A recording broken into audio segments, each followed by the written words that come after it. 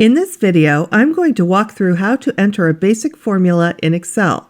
I'm using Office 365 Excel on a computer running Windows. We are going to talk about how to enter a basic formula in Excel.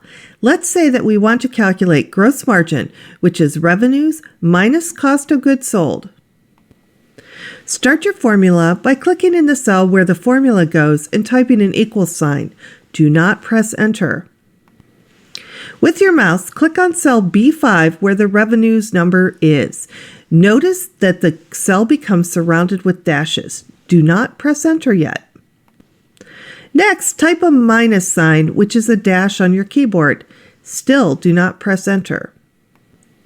Next, click on cell B6 with your mouse, which is where cost of goods sold is. Now press enter. Gross margin is now calculated for us in cell B7. Note that the content of cell B7 is equal B5 minus B6, which gives us the number for gross margin. There are four basic mathematical operators.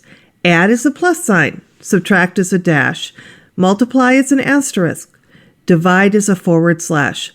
Just substitute the sign that you want in the process that we just walked through to add, subtract, multiply, or divide in Excel. That's it. We are done. This video was created and narrated by Dr. Wendy Tietz and is part of the Excel Skill Builder video series. See Accounting as Analytics for additional faculty and student resources.